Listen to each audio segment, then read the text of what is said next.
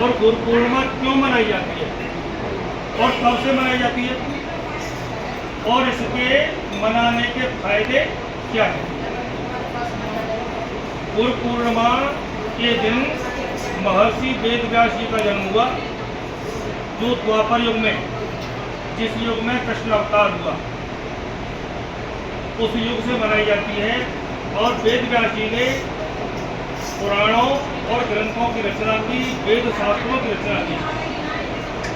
तो जो प्राणी इस दुनिया में गुरु बना देता है, क्योंकि गुरु के बिना जीवन निरर्थक ही नहीं बल्कि बेकार है। अगर हमने कोई गुरु नहीं बनाए जीवन में, तो हमने जो भी पुण्य किया, धर्म किया, दान किया, जप किया, तप किया, वो सब कुछ बेकार हो जाएगा। और अगर हमने जीवन में अपने कोई गुरु बना रखे हैं, तो जो भी हम पुण्य, धर्म, दान, तीर्थ तप करते हैं, सब कुछ सार्थक होता है। अब जैसे किसी ने कोई गुरु नहीं बना रखे अपने जीवन काल में, तो अपने इष्ट को गुरु मान ले, चाहे देवी माँ को गुरु मान ले जिन्होंने नहीं बनाए, चाहे देवी माँ को गुरु मान ले, विष्णु भगवान को गुरु मान ले, शंकर भगवान को गुरु मान ले, और चाहे हनुमान जी महाराज को गुरु मान ले। जिन्हें ऐसा लगता है कि हमारे लायक दुनिया में कोई गुरु नहीं है, वो भगवान को गुरु मान ले। लेकिन अगर गुरु हमने बनाए हैं, तो गुरु को कहते हैं गुरु ब्रह्मा। गुरु कौन है? ब्रह्मा के समान। गुरु ब्रह्मा, गुरु विष्णु, गुरु देव महेश्वर। इन तीनों से भी पदवी ज्यादा ऊंची किसकी बताई गई है? गुरु जी की। तो गुरु की पदवी ऊंची क्यों बताई गई है? क्योंकि इनको जनाने वाला, इनको बताने वाला भी कौन है? गुरु। गुरु गोविंद दोहु खड़े और काके लागों पाए, बलिहारी गुरु आपके जिन गोविंद दियो बताएं। तो हमें अपने पूरे जीवन काल में से जब भी समय मिल जाए, जब भी कोई प्राणी गुरु बनाता है, चाहे बचपन में, चाहे जवानी में और चाहे बुढ़ापे में, वो गुरु को यहाँ होता है 1 दिन का। वो गुरु को यहाँ होता है 1 दिन का। और हर प्राणी को रोजाना अगर सवेरे भजन करेगा, गुरु मंत्र का जाप करेगा, तो शाम तक कोई दिक्कत नहीं आएगी। और रात को जब करके सोएगा, भजन करके सोएगा, तो रात चैन से कट जाएगी। जैसे तुम्हारे सामने भी सत्संग चल रहा है, जीवन में कितना भी ज्ञान आ जाए, अगर हमें सत्संग ना मिले, भजन ना मिले, कीर्तन ना मिले, तो फिर ये ज्ञान भी बेकार है। इसलिए हमें कीर्तन, भजन, क्योंकि हमें परमात्मा का नाम लेना है। और किसी ने बिल्कुल सत्य कहा है कि जिस भजन में राम का नाम ना हो, उस भजन को गाना। तो ये भजन कीर्तन जो अभी सब लोग ये महिला वर्ग कर रहे थे, इनका कीर्तन बिल्कुल सार्थक है हमारे जीवन में। कीर्तन का मतलब क्या होता है? कीर्तन का उल्टा करके देखें क्या होगा? कीर्तन का मतलब उल्टा करो। कीर्तन का उल्टा होता है नर्तकी।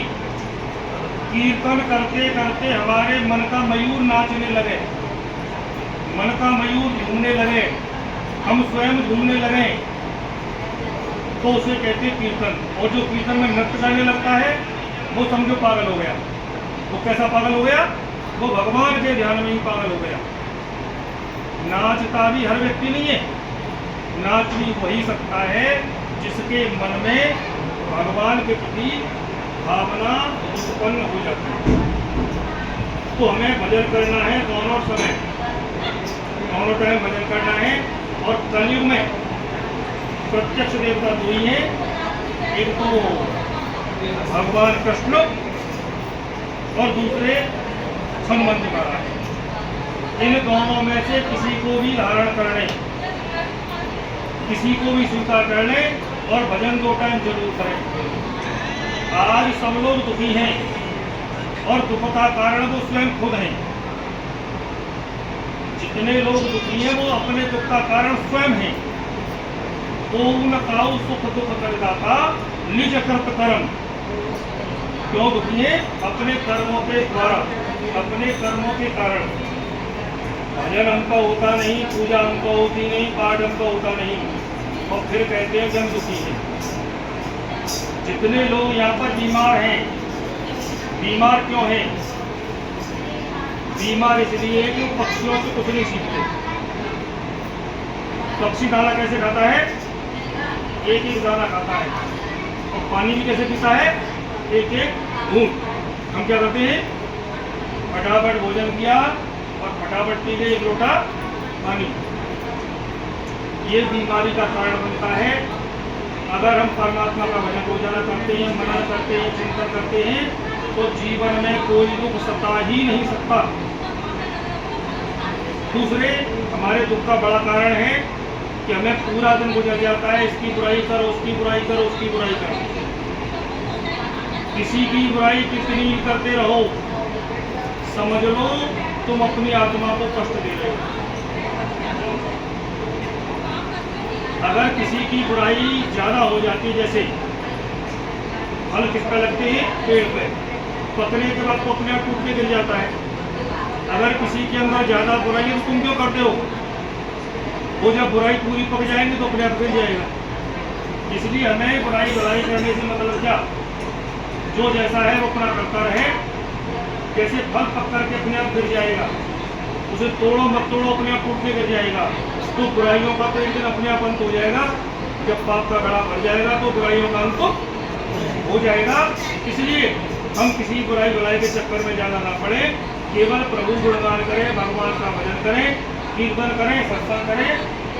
यही हमारे जीवन का लक्ष्य होना चाहिए। और गुरु के यहाँ जाकर अगर हमको ज्ञान प्राप्त नहीं होता तो फिर हम क्यों आते हैं?